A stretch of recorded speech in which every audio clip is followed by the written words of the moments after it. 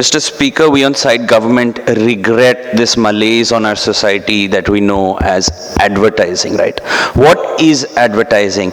Advertising is the publicizing of a good or service with the aim of inducing a customer to choose that product over a competitor's product, or encourage a consumer, so Coke versus Pepsi, or encourage a consumer to opt into or join a market, which is why should you drink Coke if you're not drinking it now? Why should you drink a soft drink if you're not drinking it now? Why should you use a fairness cream if you're not using it now, right? We see advertisements try to do these two things, and this is their purpose. Now, how is this done, right? It's an appeal through how it appeals to an emotion of the consumer, right? Because essentially what you're doing is making a consumer part with his money, which is valuable to the consumer, for something the consumer necessarily does not need. Therefore, you need to induce an emotional response from the consumer that will lead him to part with his hard-earned money and go buy your product, or even buy your product over competitor's product. And we say this is evidenced by the fact that advertisers and marketers today have huge scientific analysis of things like which colors induce what emotion in a consumer, or what jingles appeal to a consumer and are catchy to a consumer, whereby a consumer can like retain these jingles and associate a product with it. We say all these things are evidence of the fact that companies are doing it to induce an emotional, irrational response, right? It is to cause inducement through essentially what it is ways that are talking about things other than the simple efficacy of the product. The ad is a puffery of the product. Even though Coke and Pepsi might be substantially the same thing, the ad is ultimately telling you that Coke is better because of certain other reasons other than what the product itself is. So we say that the ad is the reason you buy the product. And following on from my Coke and Pepsi example, the soft drink market exists solely because advertisements have created the market. There is no constructive purpose to a fizzy drink with sugar in it. And if I saw it in a product catalog and I saw its health effects mentioned in a product catalog, it's unlikely I would opt for Coke. But because that ad for Coke is so nice, and because I realize that India and Pakistan are now coming together because of Coke, I should now drink Coke. It's such a great company. Let me buy the product. Let me buy Coke. Right? I tell you, advertisements have created this unrealistic market without things necessarily good or necessary for the consumer. This causes two major pernicious harms to our society. It induces unhappiness in our society, and it has major environmental harms in terms of our natural environment, but also the societal environment we actually live in, right? How does it induce unhappiness? And here on side government, we're telling you anything that induces unhappiness is a bad thing. We don't want our society to be unhappy. We want people to be happier and make a path towards happiness. We say, why is it inducing unhappiness? Because an ad is ultimately designed to propagate an inadequacy in the consumer's life today, right? Hey, you should buy this product because it's great, which implies that you need that great thing. So you need that LCD TV of Samsung because of this puffery done in the advertisement. Because look at these colors, look at the polar bear coming out of the TV. It's so realistic, right? We tell you that your Sony one that you brought a year ago is inadequate for this purpose. Please buy our Samsung TV, right? We say when you combine this with the scientific methods that advertisers use to induce this choice, we say that it induces a desire in the consumer, a desire of the product, and a feeling that the desire will only be fulfilled if you buy that TV. Granted, so the consumer goes out now with the advertisement and buys that Samsung TV. Does it end there? No, it doesn't, I'm afraid. Because once the consumer buys that TV, he switches on that new TV and he sees advertisements for a whole host of other TVs, which are saying now that TV is better than the Samsung TV you have bought. This TV is better because it has more colors than this TV. This TV is better because look, it's bigger, because look, the screen has a shiny golden thing on the side, or look, because we just made a really funny joke in an ad, so you must like our product more, right? So we tell you that once you buy that TV advertises, including the company like Samsung, which wants to advertise its new TV that it brings out, we say that it creates a desire. It's an unlimited like cycle of desires, and we say when it's matched with human unlimited wants that humans ultimately can or are capable of having, we say that it results in this inducement of unhappiness. And we say companies do this because it's in the incentive of companies who are advertising to induce unhappiness, to increase their sales. So it's unreasonable to say that companies will responsibly ensure that they don't resort to this puffery, or that they don't actually induce unhappiness, or don't like unreasonably differentiate their product. We say it's not in the company's incentive to do this because they are allowed to do so according to the rights of free speech that a company has to do it, right? But it says that the ultimate harm is it makes, I'll take you in a minute, right? It makes our life more about consumption than about outputs or fulfillment, right? So intangibles like the value of spending time with your family instead of working overtime or having a good conversation with your friends. Things which cannot be advertised because there's no company which manufactures these things which can in an organized fashion actually advertise these things, right? We say that these are sidelined because you're being bombarded with these advertisements constantly. You're being bombarded with them when you go out into the city on the billboards, when you switch on your TV in your home, or even in stadiums now when you're watching a sports match where you will have people next to you just doing a flash mob saying, hey, look, this product is better, right?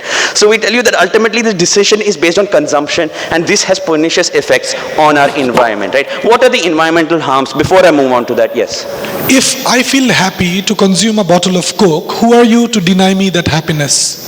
I am telling you, you will feel happy at that short term. We are contending the very idea that you will ultimately be happy because other advertisements are inducing you to not be happy with that Coke. We say through an information catalog, right? If you really want that Coke and it makes you happy to drink Coke, an information catalog that doesn't puff up its product or induce things through color testing or jingles, right? We tell you these things are enough. Like I can go to a product catalog saying, oh, I want a sugary drink. Okay, Coke has these ingredients in it. Coke is like this. Let me buy that Coke, right? So essentially we're telling you, you can do this without advertisements. Like if you want to use products, we need a car, we might need a TV also, right? We can have methods of getting information about that and attaining it. The problem with advertisements is that substantially same products are being differentiated and it's not resulting in a true happiness, right? And that is the main contention of my first thing. But necessarily we say that consumption means that we as a society desire and expand our unlimited wants to an unsustainable level. Look at the United States of America, the largest polluter but also the largest consumer economy in the world. Coincidence? We think not, right? Consumption with unlimited human wants and desires strains our planet's resources to a point where the planet cannot sustain it because the planet and nature never accounted for these unlimited wants and desires. So these advertisements that keep inducing keep inducing consumption will just increase and create new unnecessary markets that humans don't need for a good life but will destroy our planet. And next, my second speaker will talk about how ads constantly bombard us and how informational value of ads can be achieved through other means. And for these reasons, we're extremely proud to propose. Thank you.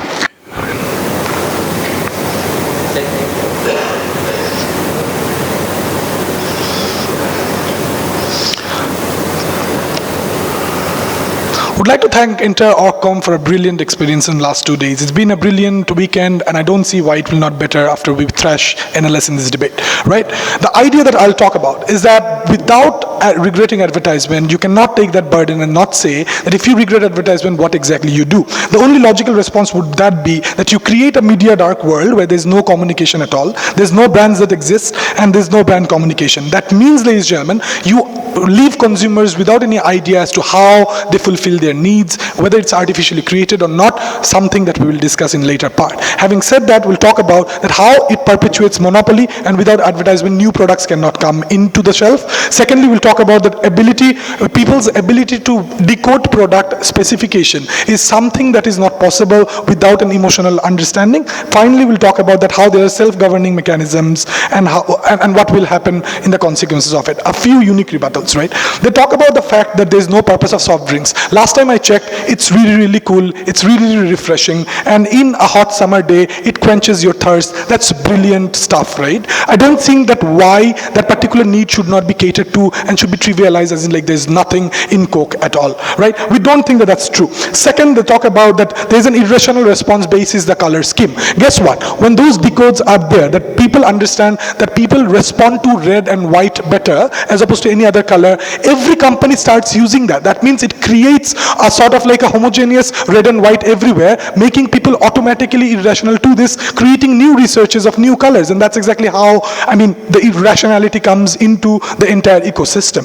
Secondly, ladies and gentlemen, they talk about the idea that happiness is being hampered because you're not having family time, because TV is bombarded with ad. I have two solutions. A, you can mute it or you can shut off the TV. We don't mind. But secondly, you need to tell me that why exactly these constructs that are created are something that is wrong. Because of the fact, last time I checked that every happiness that you yourself set a standard for is constructed by society every other way. How? Because of the fact that if you are happy with your family life is because the society tells you that you need a working wife, probably good children with good grades, something that your bar of happiness is set by society anyway. I don't think that white is mutually exclusive for companies who operate to quench your thirst and your needs, not to create those same needs. Because at the end of the day, ladies and gentlemen, the needs are something that is inherent to human being.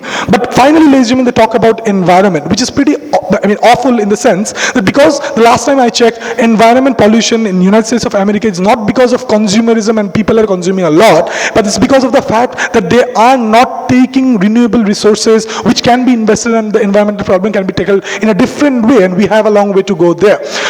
Let's come to the idea of how, emotional needs are catered and why it is required.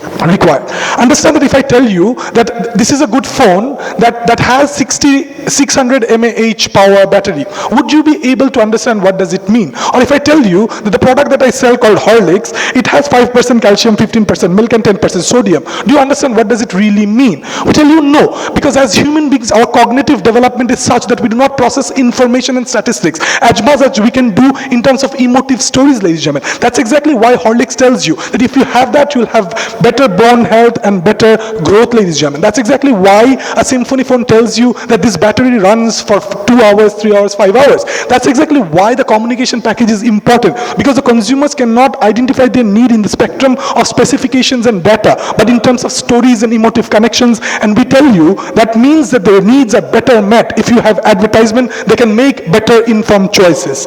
Secondly, ladies and gentlemen, understanding a world where advertisement does not exist.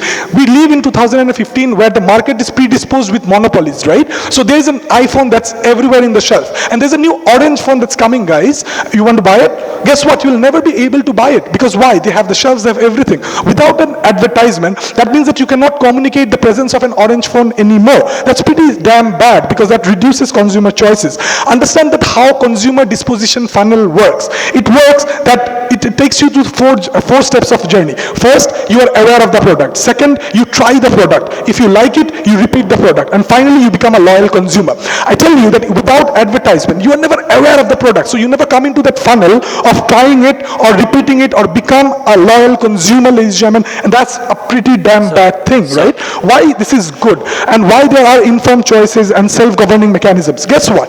If I buy orange phone because of my emotional need and my product experience is not good, the next time I buy it, I will not buy into your emotional connection anyway. So if you're telling me that we are cheating those consumers, no, because at the end of the day, my internal consumer experience is tallied against the expectation that is set by those promotions, by those advertisements. And if those expectations are not met by the product, ladies and gentlemen, you reject the product, you do not become a loyal consumer, corporations loses out. So corporations have an inherent responsibility to ensure the products are as good as the advertisement. But secondly, look into the purchasing behavior of people. When you go for buying a carton of milk in everyday grocery, you do not go through product specification and you probably buy into the emotional need of Amul being a great brand.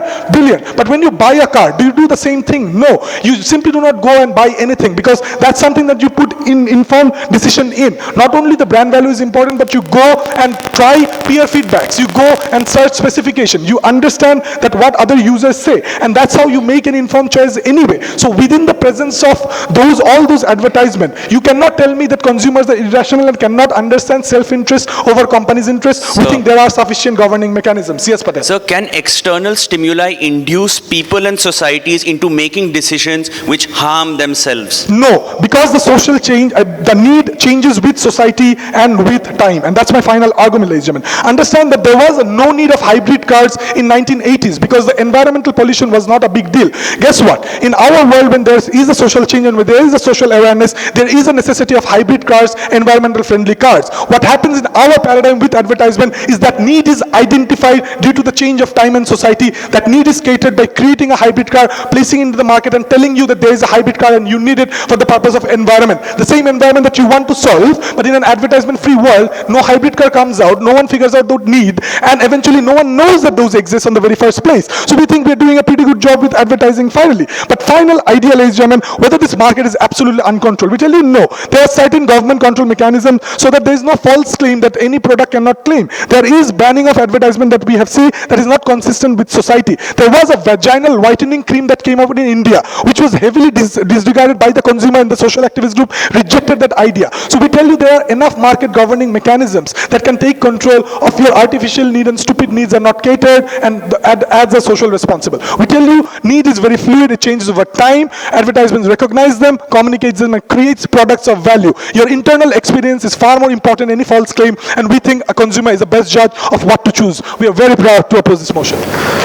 Mr. Speaker, through the course of my speech, I will talk to you about three ideas. A, I will speak to you about how advertisement disrupt market mechanisms. I will speak to you about how they literally ruin aesthetics and art for everybody around. And I will speak to you about how advertisements play a great role in propagating social injustices and social prejudices. But before I get to that, 3 points of rebuttal. Getting to the POI that we asked them in their Leader of Opposition speech, that they asked Patel in his Prime Minister speech, right? If I feel happy drinking that Coke, who are you to stop me? We know you feel happy. We are challenging the source of that happiness, right? We are challenging the fact that you have been told over and over again that Coke is the best thing to ever happen to you by movie stars and sportsmen who do you really admire and who you really idealize. But more importantly, we tell you that Coke tells you that Coke, drinking Coke and having chips, or drinking Coke or having sandwich is how you chill. And if you're not having Coke, you're not chilling. Therefore, if chilling makes you happy, you have to have Coke. And that is the point, that is the problem that we have with advertising, right? It plays to your emotions and gives you this irrational need for the product. Of course you'll have a need for the product. Of course that will gratify you in some way, but should it, is the question that we ask. Second point, and extrapolate it to iPhones, right, which is a better example, because every successive iPhone just has like a slightly better camera and a slightly better microphone, but they aggressively keep selling it because they know that until and unless you do not have the most advanced iPhone out in the market, you will not be happy. Therefore,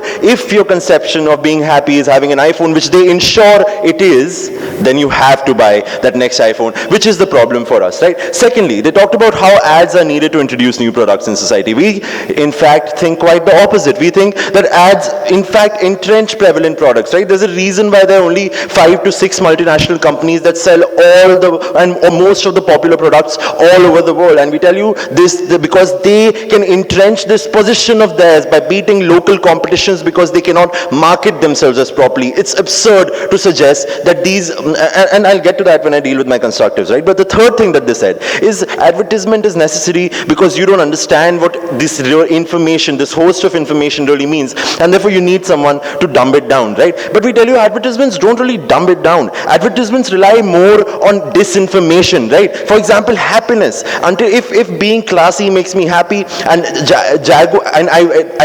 I see a Jaguar fittings ad, I realize that I cannot be happy until and unless I have a Jaguar fitting in my house, because it's not dumbing down Jaguar fittings for me. It's not telling me how it'll make my bathroom experience better because I'll be able to use those straps properly. It's telling me that if what you want is class, and we know class is what you want because, well, look at us, we are so happy and awesome in this class, you have to buy a Jaguar fitting. Or sex appeal, for that example. If I want to buy a sack of cement, which is very few people, but if I do, the Ambuja cement ad puts a woman in a bikini right next to it. Not because that woman in the bikini will help them sell that ad, or not because it will help in some way dumb down that sack of cement for me, but simply because of the fact that it wants to attract me subliminally to that sack of cement. That is what we have a problem with. But secondly, we tell you that that's factually untrue. We're giving humans way too little credit than they deserve. Look at Amazon.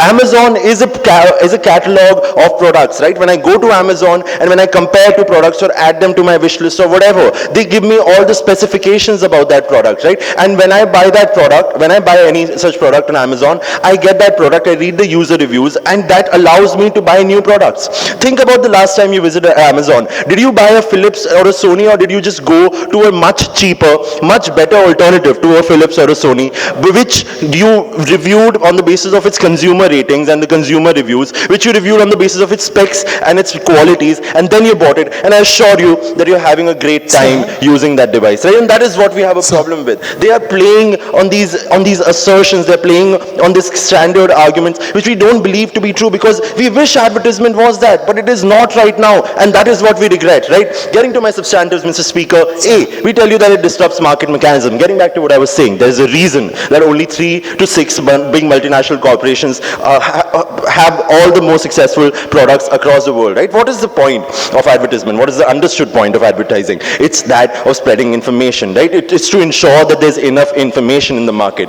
But what you see is that there are preferred ways of advertising. For example, if I give someone a pamphlet, or if I publish a lot of pamphlets, chances are that they will not be read. But if I put it on a huge hoarding next to the airport, or if I sponsor the Indian cricket team, chances are that I'll be heard more. What that means is that people who have more money, more resources at their disposal, can now prove their products to be better. Why? Because advertising is, so if advertising is not about the product, right? It's advertising is the aesthetics around that product, the marketing around that product. And the aesthetics and the marketing is what the advertisement relies on the most. And we're telling you that the aesthetics and the marketing is what these companies get a bigger edge in, which means that even if a smaller company is producing a product that is as good, you will not know about it, or a local company, you will not know about it, simply because of the fact that this other bigger company is simply covering all your attention, right? We tell you that this works in really, really snide ways when parents are approached to their children. When my child is told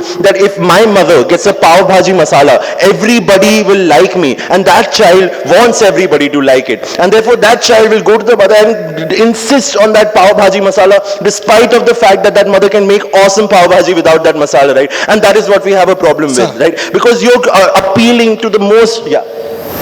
In 2015, when the market is already predisposed with monopoly, how does new product come in and communicate in the market?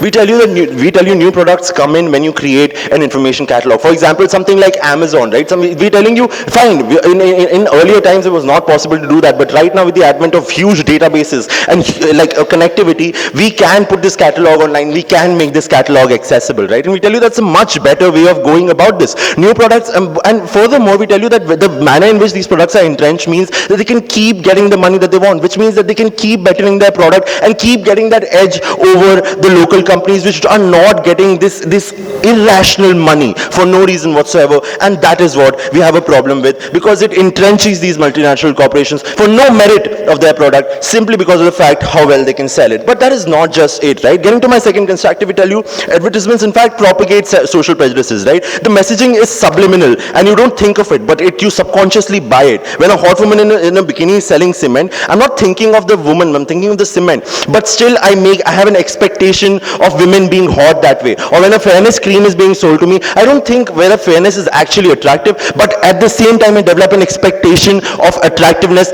being fairness. And that is how all these social prejudices are propagated subliminally by means of advertisements, because they want to create these irrational needs. Because had these irrational needs not been there, we'd have no need for those products. For those reasons, we are very proud to oppose. Not win the final, so we're gonna go all out here. Understand this, right? What do they want to impose on us from side proposition, right? The idea that data is the way to go and the best way to influence buying behavior, because that puts everyone in an equal platform. They want to create a world where the marketing strategies aren't as subliminal, where there isn't enough social harm, and that ultimately breaks the hegemony of the 5 big multinational brands that they talk about. What we'll show you from this side of the house is exactly why we fight the hegemony of those companies better with the existence of advertising. We'll show you how advertising exists as a communication tool for building brand identity, how it can help companies in fact break that hegemony and ultimately become an engaging and influencing form through which you can reach consumers and ultimately create an industry that's helpful. So understand this, right? Let's start with rebuttals. The idea that he tells us is that advertising creates needs, and advertising is the sole reason to blame for all the needs that we have. Look, as human beings, if we didn't care about our needs, or have this little thing called a hierarchy of needs, we would be happy living lives with just the basic amenities of survival. survival. We would be happy with like the basic functions of survival, but we've never been that way. It's human nature to always want more than what you have, regardless of advertising, and we think that's absolutely correct, right? We would have been happy with bread, but we spend our day thinking of the different ways we can mold this bread to create a new dish, to make our life better, to satisfy our needs better, to make me more happy at the end of the day. And we think that's just the nature of how we are, and advertising isn't an exclusive way of just, isn't the only exclusive reason people have needs. At the same time, in the best case scenario where inducement disappears and you create a better social environment, as Patel was talking about, we tell you it won't happen when you remove advertising and you revert to a world of like plain packaging or something. Because if data is the way to go, understand this, when you gave us that long novel of an info slide in the last round, no one read it, because big lists and datas and just piles and walls of information intimidates people. It turns off people. It makes us not want to engage with that stimuli, whereas other things do. I don't want to calculate like the calcium in my body and then figure out I have a calcium bone deficiency, but I do care when a woman Horlicks tells me that women have a calcium deficiency that they need to take care of by drinking women Horlicks. It creates that need and tells you where to go, and it gives you a direction. But the world they live in, they tell us that we exist in a vacuum where one brand gives us a message and we adhere to that message and we abide by it. Coke tells us to open happiness, but Thumbs Up tells us to taste the thunder in the same platform. So we already know there's another form of communication out there which we can compare with and then choose based on what makes us more happy. But even if we want to come to like even a better example, more important examples, they tell us how fair and lovely and stuff like that form beauty standards. But look, advertising is also a tool for counterculture, because you're not limiting the number of people who can advertise. That limitation happens in their model, where the big brands with pre-existing identities become the only ones who can have that identity, but newer brands are prevented from communicating, because newer brands can create newer forms of communication. That's why in a world full of really hot lingerie models and typical beauty standards, Dove brings out a real woman campaign and tells us this is Dove's definition of beauty and everyone can be a real woman. That's counterculture. In a world where Fair and Lovely tells us it's horrible to be black, Tanishq tells us it's okay to do so. And that's a form of counterculture that exists, and it allows people to evaluate and see that there are communication tools and different ways of accepting and adhering to communication. So let's understand the evolution of advertising as a whole, right? Because advertising is a lot more than the typical TVC that you're stuck about. See, it starts with TVCs, which simply push something onto you. But advertising today in 2015 is very nuanced and very different. Digital marketing is a phenomenon which is inexpensive and allows every brand to compete in the same platform and have the same share of voice. Within like platforms like the internet or SMS marketing or so on, marketing is more engaging. It allows customers to right then and there call that brand out and bring the brand down and interact with them on a humanistic level. So it's important for brands to develop their personality. And we think that, but when you create a world without that ability to have any sort of communication tool or brand identity, everyone on the same platform discriminates against those brands that don't get to build their identity. Because to reach consumers, you first have to build awareness, but that awareness is gone. If all of us just have like plain packaging phones to choose from, we tend to play it safe and go with preconceived notions of what gives a good phone. Those preconceived notions were set by the brands that existed before. But when advertising exists, something like Carbon or Spice can say, you know, we exist not to give you like the materialistic benefits of an iPhone, but we exist because we are a market for you, the user who needs more charge, the user who needs a more budget-friendly phone. But when you just make them plain packaged data, there's just that, plain packaged data open to any interpretation. And it becomes harder and worse for the advertising industry and even more subliminals, because corporations will always have a need to clear their stocks and push their products out onto the market. We think it's not beyond them to get more subliminal actually, because every consumer needs a reference point. In a world with data and nothing but data, they'll need more reference points. They'll want to go to tech blogs and stuff like that. And that's what brands do. It's the phenomenon is like native advertising, right? Where they go and collaborate with tech blogs or partner media outlets, and they create that reference point that this is the best phone. And it's more nuanced and it's not regulated. Because within advertising industry, we have watchdogs for commercials, but you don't get to do that when it becomes more subliminal. You pursue more and more research subliminal marketing strategies like placement of shelf in the supermarket, or loss leader strategy like pushing the product in a more subtle way right onto the consumer there and there. It's more nuanced, harder to regulate, harder to interpret. So when advertising evolves, and when everybody can have a way to interact in a newer platform, we tell you the elements that exist means that now brands like Carbon or Spice can create awareness, can let people know what they're here to do, show people directly what they need, and they exist to provide that need. In the same vacuum, there are other brands that fill other needs, but the creation of awareness, the creation of letting people know that you exist is extremely important. What do they want to achieve? A culture where inducement doesn't exist. We tell you, to remove that culture, it's not going to go by just creating a culture of plain packaging. What you have to do is understand is responsible advertising and letting people know that their distinct needs can be met. Let brands build identities regardless of what brand it is and communicate to people what they want to communicate. Because within that platform already, we have counterculture. Within that platform already, we have different segments and different markets being created. And it's easier. The average individual doesn't want to look at that data. The average individual, we don't know what we need. But when these brands can tailor-make our needs for us and tell us what we need, we think we can make that comparison and make our buying decision better. You create a world where advertising is trickier to trace, more nuanced, more subliminal, likely to be more volatile, while making life also hard for the consumer. We think the evolution of advertising has told us it's more inexpensive, more better in terms of need creation, and it allows everybody to communicate regardless of brand size, and that hurts the hegemony we're proud to oppose. Members of the panel, before I get to the clashes, 3 points of rebuttal, right? There, DPM comes and says, DLO comes and says, it's human nature to want more, right? It's not advertisements creating the need, it's human beings who want more.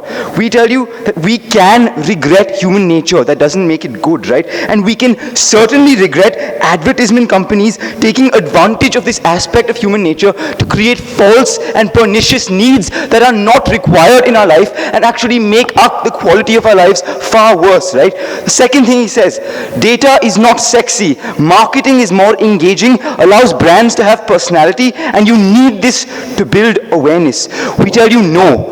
Images that influence you and information that makes you aware are two separate things. When you have a catalog that provides you with the image of new products, when you have reviews under that which tell you the features of those products in simple words like the battery hours that you need to be able to operate in your day and the features that you need to be able to function that phone, we tell you that is a way to build awareness. And we tell you when you consistently provide a product of good quality, that's when you create loyalty of your brand in that market. But advertisements do not just do that. They don't even do that at all. They do far more. They create these irrational responses that attempt to grab your attention aggressively, and they don't let you think rationally, and that's where the creation of the brand image is the problem, right? Third point of rebuttal. You can have competition between companies through advertisements, but we tell you, you don't need advertisements for this competition because you can have competition in the free market. That's how competition is meant to work. It's not meant to be about who can throw their product better at a consumer, but who can make a better product. And we think that's what better competition is about, right? And you have that. Rolls-Royce does not advertise. Tata barely advertises, and they still sell products. Why? They make good quality products. People use their products and talk about them to other people and buy them again and again. And this is done without the overarching influence that is needed from them, right?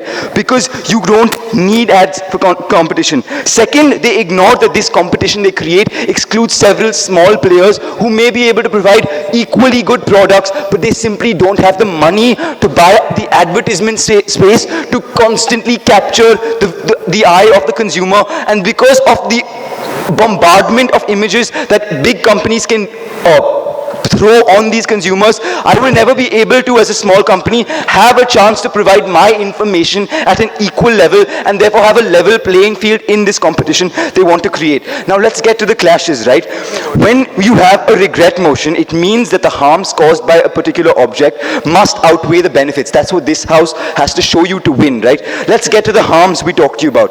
Our first harm was it induces unhappiness, right? Because advertisements operate on inducing irrational responses responses by using things like colors, taglines, and sexualizing their product. It uses these to take away your money from you by forcing you to make decisions to buy products you may not need.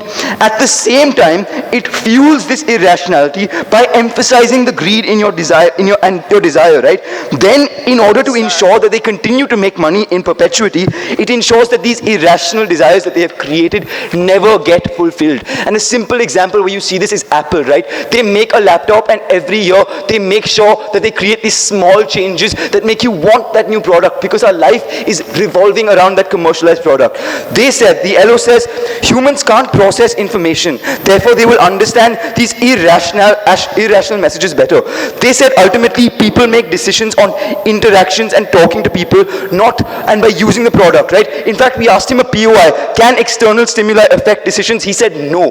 Well, at one level that makes advertisements pointless, so if we can show you any harms, that clearly gives us the case. But secondly, that's also simply untrue, right? Countries invest in propaganda because people get influenced. People have an irrational side to them. They are not always rational thinkers, always calculating, right? There are so many times when I see something that influences me and creates a desire in me to buy, and that is what advertisements take advantage of.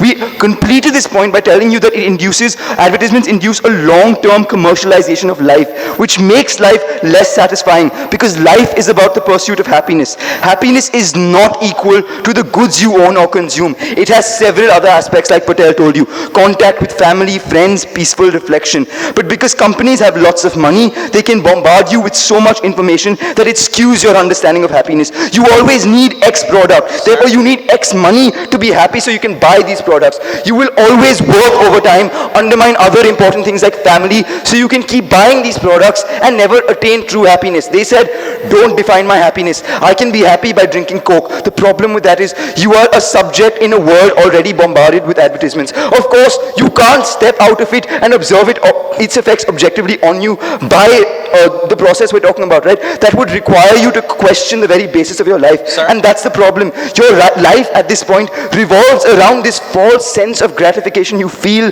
by getting these getting these products and these advertisements without recognizing the long-term harms it creates on the happiness you can achieve in the long run. I'll take you. You ignore the characterization of how advertising has evolved to have more platforms than ever, giving more brands more access. That's why something like 1+1 can say, we are the performance-driven phone, the counterculture to your materialistic iPhone. Under your paradigm, they don't get to do this. They never come into the market. Sit. Right. But that's the point, right? 1+1 is just another entity which can or is striving for equal marketing power. We tell you there are several others, right? When there is a McDonald's and there is a Grandma's Burger Company in a small town, that Grandma's Burger Company may make healthier products which you would find tastier if you liked and you would want to buy consistently. But because McDonald's occupies the advertising space, you will never be aware of that product. You will never go there and buy it. So advertisements actually block out information of important products you may want by bombarding you with space in all the spaces you can find with products that may not be equally good in quality or equally desirable to you, right? The second harm we talked to you about is degradation of our environment, right? The natural environment, by creating these false needs and creating unsatisfiable desire in a world of limited resources. You necessarily need to destroy those resources to fulfill this desire, which has horrible consequences on our environment, which Patel talked to you about with the specific example of USA. But now let's talk about the benefits that they try to give, right? Needs are inherent of human beings, and advertisements fulfill that by giving information. Two responses, right?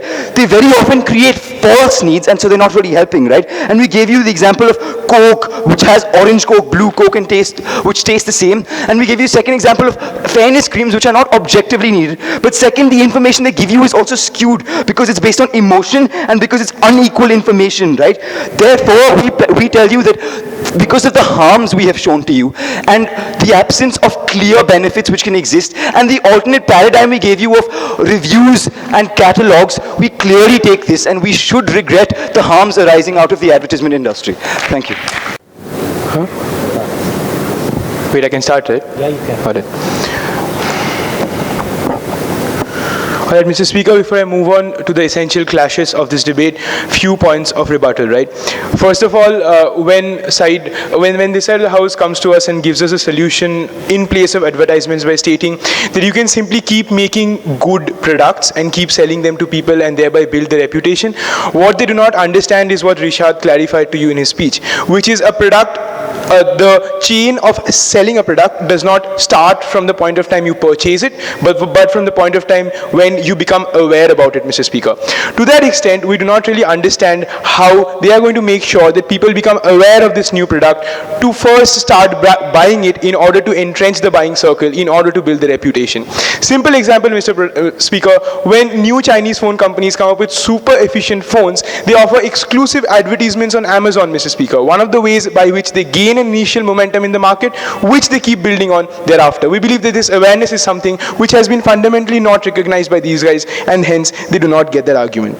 They tell us that people are ignorant and people are irrational. Well, if that is the fundamental assumption of their case, I do not really see how adding objectivity to the data of with regard to products will aid the process, because they're already saying people are irrational. In any case, Mr. Speaker, we believe that given people are irrational and ignorant, it is easier to appeal to their consumer choices or tell them what they need or explain to them what they actually need in a market which has variegated products, is by appealing to them using simple imageries of 2 to 3 minutes of length.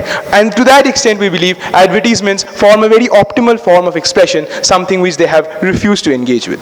To that extent, Mr. Speaker, the most important clash of this debate is the cost of advertisement in economic terms, which is whether or not it entrenches monopolies in the economy. And this is something which came out in the second speech. They told us that ad expenses is something which is huge, and as a result, only gigantic corporations can advertise, and that entrenches monopoly. That's fairly simplistic.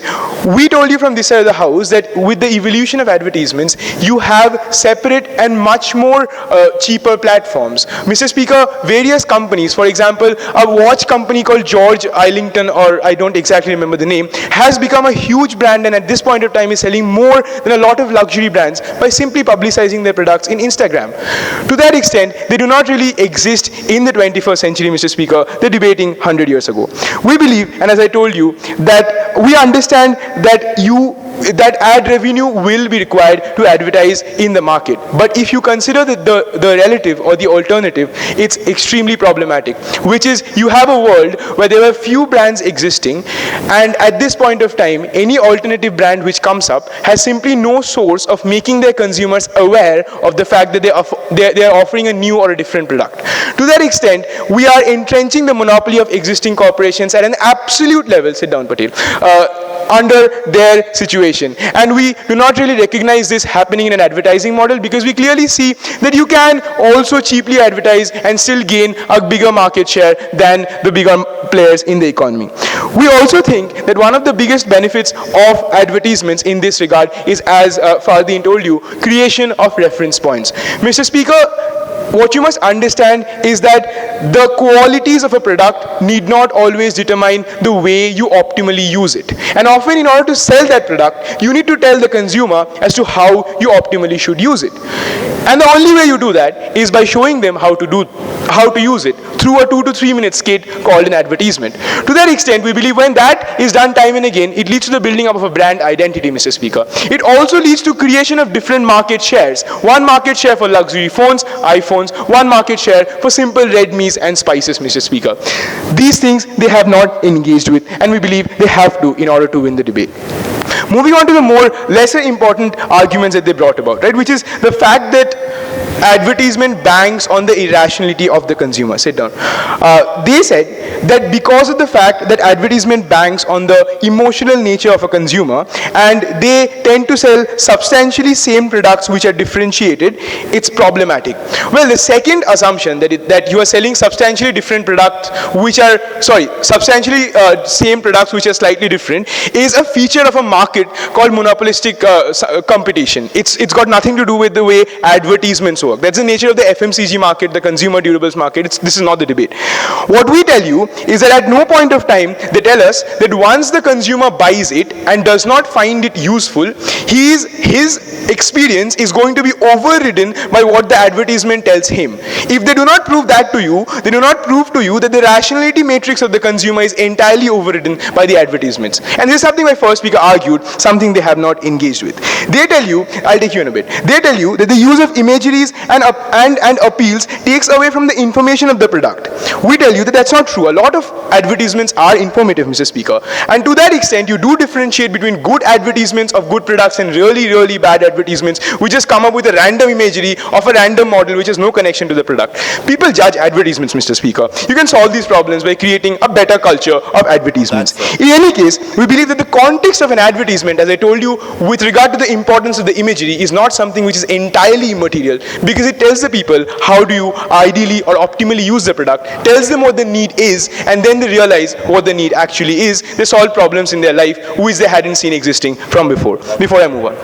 If an alternative comes up and it fits my filters on Amazon and it pops in my search result with all its brilliant specs, tell us why that's inadequate. Amazon chooses which product to host. Amazon chooses on which page that product will come. Essentially, how much money you pay to Amazon or how pally you are with Amazon is going to determine that, as against the free market, where you could have just gone and paid money to the free market of advertisement industry and created an advertisement out of yourself. We believe they are the ones who are entrenching monopoly. Again, I restate that.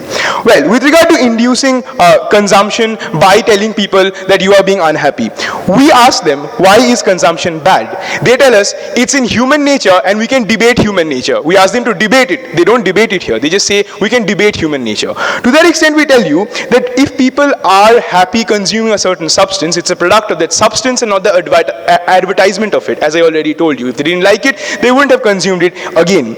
In any case, Mr. Speaker, we tell you that often not only is it so that needs, the same kinds of needs are perpetuated by advertisements. You often see that niche products, for example, electronic cars, for example, green technologies, or for example, countercultural products, for example, Dove as against Fair and Lovely, have demand because of the fact that they're advertised to be so in the market by advertisements. In any case, Mr. Speaker, with regard to the last fringe argument about family values, we believe that if you look at various sorts of WhatsApp ads or cricket advertisements, they do celebrate community values, people sitting together in a family watching a cricket match. For all of those reasons, we oppose. Thank you.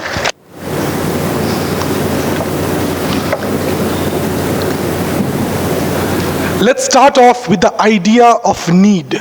In my speech, I clearly told you that how during the change of time and society and different contexts, need changes. I gave you the example of hybrid cars. Fardeen in his speech analyzed that how, according to the Maslow's hierarchy of needs, as you increase your social mobility and economic mobility, your need changes, and it's only human. To that, the response is absolutely inadequate, saying that, oh, these needs are constructed. But in my speech, I pre-rebutted this, saying that every need is eventually constructed, and they never identify that why. The construction of this need, which eventually delivers happiness and makes people's lives easier and allows new product to come in, why that need is not required. Their idea of if we all agree that the needs are natural and it's progressively going to increase, the question now in this debate becomes that how better we cater to these needs. Their idea is to come up with a catalog which is data-centric. In my speech, I spend a huge analysis into saying that how we are cognitively wired in our brain to process imagery better as opposed to data, and how we cannot compare data versus data, right? And we need to tell a story, and that's what clicks and makes our life easier in terms of choosing between plethora of products.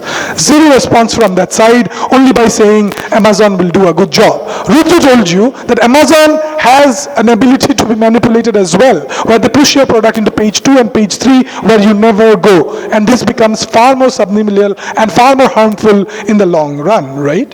So the next question that remains, that whether if there is no actual need is there, what exactly happens if you buy into their best case scenario in saying there's actually no need, but we are creating this product. In my speech, I told you that after your first purchase, you simply reject that product because you don't need it, because you realize that that product is not required on the very first place. Again, no response from that side. Then in my speech, again, I told you that how a vaginal whitening cream was a need that was trying to be created by the company, but society rejected it completely because that need did not exist, and social actors worked on it. Again, no response to this. We think, ladies and gentlemen, on the idea of need and whether it's fair to cater to the need through advertising advertisement is won by us. But let's look into the benefits, and there they fail completely. Fardeen talked about counter-culture, that why Dove's real women are there. In counter to Fair and Lovely's white women are beautiful women. And no engagement from that side. We told you that in today's society, where there is a predisposition of monopoly, where new products are thriving to break through and wants attention, they never showed us that how a new phone will get attention with their own unique selling propositions without any advertisement being present, and your catalog does not do anything for them. Finally, ladies and gentlemen, when we talked about that there needs to be an anchor to compare products, ladies and gentlemen, and to understand the value delivery, Rudrajit added that not only advertisement tells you what product to use, but how to use it and how to get the best benefit is shown in the advertisement. Better reply to that. Finally, we told you about harms, which is again surprisingly unengaged. We told you that when you take out these advertisements, you start paying newspapers to publish your product in a way that says that this is news, this is something, and you manipulate them. We tell you, ladies and gentlemen, that is far more stealth and far more incognito and sort of like cheating the consumers in a way that they have not responded to. Finally, ladies and gentlemen, in a situation where the market is monopolized by Unilevers and the British American tobaccos of the world and all those corporations, when you do not get a shelf in the shops, ladies and gentlemen, it is extremely important to come up with innovative marketing and get attention of people. Ladies and gentlemen, consumers are not idiot. In my speech, I told you how they rationally compare peer reviews, consumer reviews before making a purchase decision. For the brands that they trust, they keep on using that product. If those products does not deliver what is promised, they reject that product. We think in each and every one of them, we have proved to you that a media dark environment with no references is a bad world. We are very proud to oppose this. Starting now. Let me start off by one important point which I spent 2 minutes on in my PM speech, which was not rebutted. But if you accept that advertisements have some benefits, if you don't engage with that point, ultimately your benefits fall in the face. When I told you about a planet having limited resources and how a culture of consumption ultimately ruins our planet, and how this unlimited wants and desires exacerbating will lead to a ruin of our planet. So US's consumption culture does lead to this, because the process of making Coke is inherently bad to the environment, or the process of actually consuming more things. Even if it's a renewable bag, the making of that renewable bag itself does use energy, right? So we tell you consumption just increases it and has a burden on our planet. They didn't engage with this at all, and we're very surprised, because all the benefits really fall in the face of no engagement on this. Even if I made this point insufficiently, they had to engage it, because I don't think I made it that badly that it was just a blasé assertion. I told you analysis of why it makes sense, right? But let's go on to what we debated about and what they didn't ignore us on, right? They have a huge problem with Amazon when we used it.